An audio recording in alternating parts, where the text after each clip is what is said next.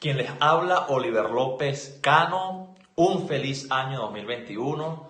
Hemos aprendido muchísimo este año 2020. Se va, gracias a Dios.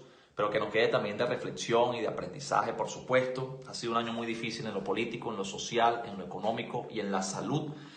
Pero estamos convencidos de que pronto retornaremos a casa, a una Venezuela libre, próspera y democrática. Gracias también a todas las personas que aún se mantienen fieles, siguiendo día a día nuestros reportes, nuestras noticias, nuestras opiniones, nuestras críticas, y con razón, como siempre digo. Y gracias también, por supuesto, al equipo del staff del The Freedom Post, para con quien me llena de orgullo trabajar y estar allí siempre a la vanguardia de la información y en la situación actual de nuestro país y también a nivel internacional. Ya nos estamos haciendo eco en muchas partes. Miren, quiero leer. Yo tengo acostumbrado a transmitir mis mensajes sin leer absolutamente nada, pero en esta oportunidad quiero leerles un poco de cómo ha ido la situación de nuestro país en lo político y, por supuesto, refiriéndome a un tema que recién acaba de suceder. Pero se van a enterar de ello con lo que voy a leer acá. Y comienzo así.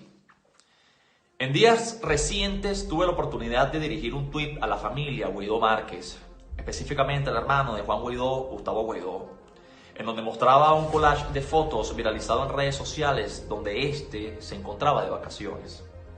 Solo bastó horas para que este tuit tuviese difusión y llegase así a un número importante de personas. Esto generó la reacción del propio Juan Guaidó el día 30 de diciembre. Publicó un tuit refiriéndose a la difusión del collage de fotos de su hermano y señalando a su vez a quienes comentamos de ser partes de una red de desinformación y colaboración con la tiranía. Cosa que no es la primera vez que sucede cuando se les exponen los privilegios a la falsa oposición. En base a esto quiero comentar lo siguiente. Es interesante cómo te victimizas para hacerles creer a los pocos que aún creen en ti de que tu lucha por la libertad de Venezuela es realmente genuina, cuando no es así. Es importante destacar que hoy son muchos los ciudadanos dentro y fuera del país que han tenido que padecer las amenazas, persecución, censura y violencia de la tiranía de Maduro sin estar precisamente inmersos en política.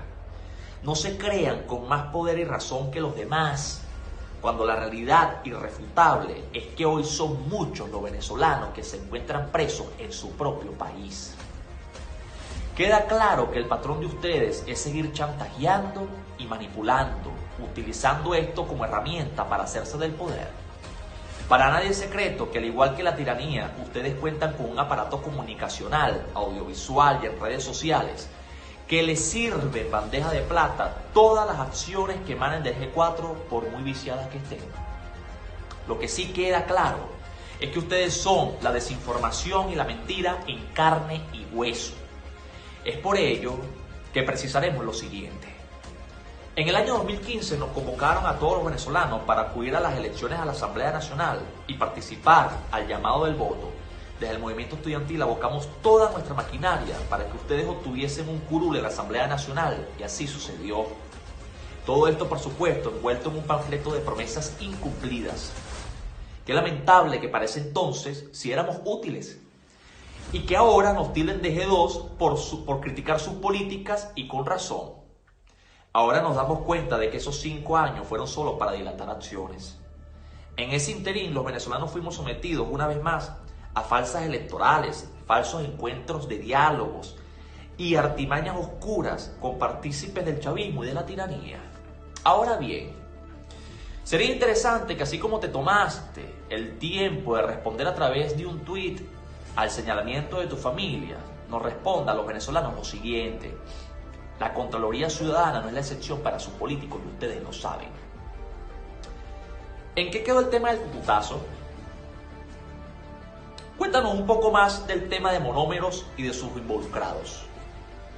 ¿Qué reacción guardan, por ejemplo, personajes muy cercanos a tu entorno político con el Fondo Venezolano de Desarrollo, FIBENDES? Háblanos de eso.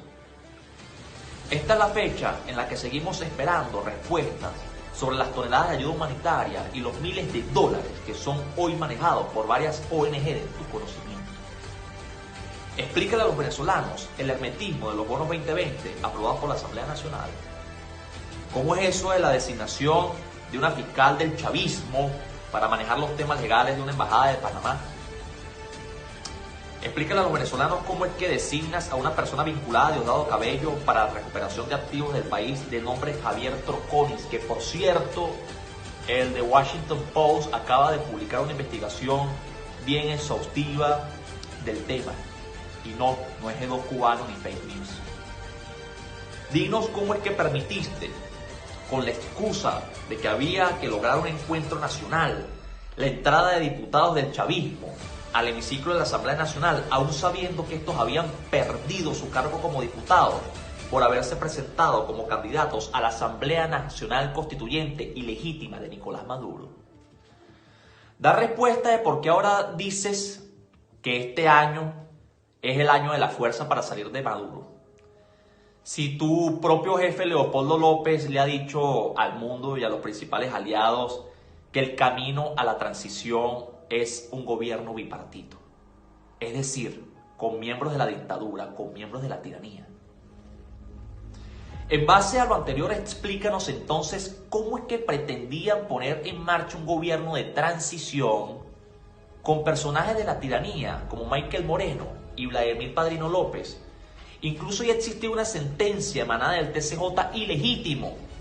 Dicho esto por el propio Leopoldo López en una entrevista al periodista Fernando de Rincón. Queda claro que ese día, el 30 de abril, la intención no era cesar la usurpación, sino liberar a Leopoldo López. Recuérdale a los ciudadanos cómo es que te burlaste de la Operación Gedeón, diciendo que eso era un pote de humo y a los días lamentabas la muerte de uno de ellos. Pero ¿qué se puede esperar de quien abandonó a la suerte a los policías y militares en Cúcuta el 23 de febrero del 2019, cuando iba a entrar la ayuda humanitaria sí o sí? Destaquemos también cómo desmintieron una vez más un encuentro de diálogo entre ustedes y la tiranía, encuentro que se dio en Oslo y en Barbados, logrando solo la permanencia de Maduro en el poder y más oxígeno para las bandas criminales. Esto solo es la punta del iceberg de un sinnúmero de errores intencionales por parte de una casta de políticos negligentes, cómplices y otros criminales. Recientemente nos hemos enterado también sobre el reportaje de la cadena Univisión, donde exponen lo que ya se sabía, y no es más que la existencia del vínculo entre prófugos de la justicia norteamericana y miembros de la falsa oposición. Nos referimos a Raúl Gorrín y a Lilian Tintori, donde un empresario cercano a Maduro testifica la entrega de más de $500,000 a la señora Lilian Tintori en un encuentro que se dio en la ciudad de Miami. Ese reportaje de Univisión, por cierto, salió recientemente el año pasado. Silencio total como siempre. ¿Esto se lo van a explicar a la gente o van a evadirlo como siempre lo han hecho?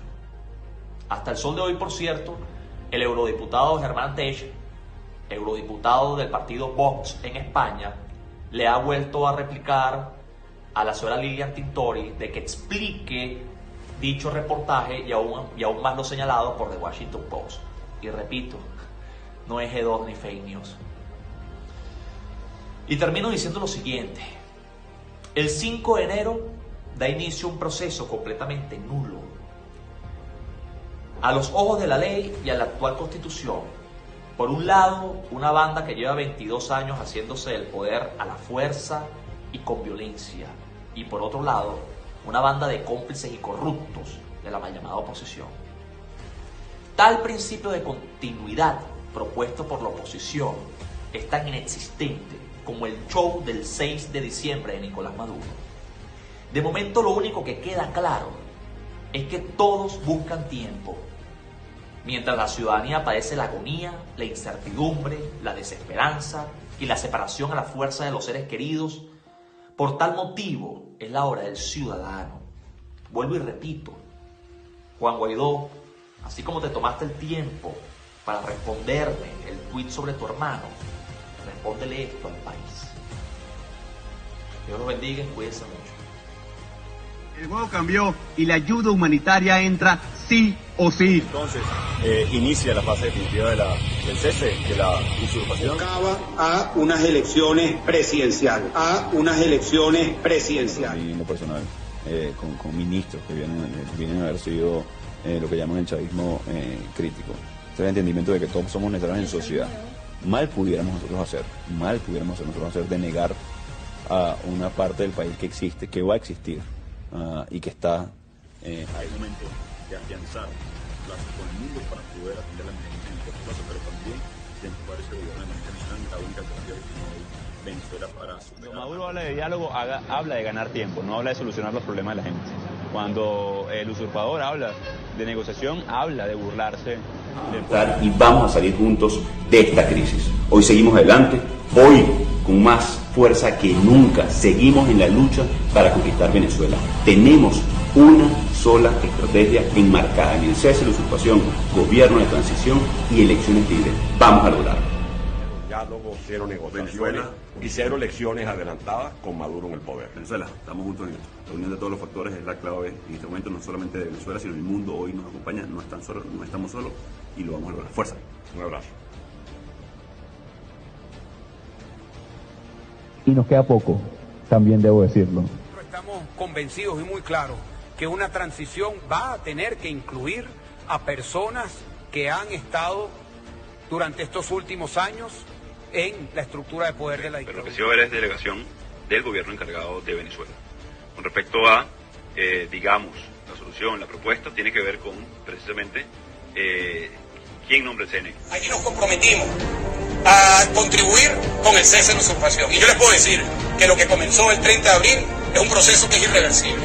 Y espero seguir manteniendo contacto con personas dentro de la estructura militar, personas cercanas a la dictadura, personas cercanas a Maduro, personas del PSV, con quienes hemos tenido también y vamos a seguir teniendo contacto.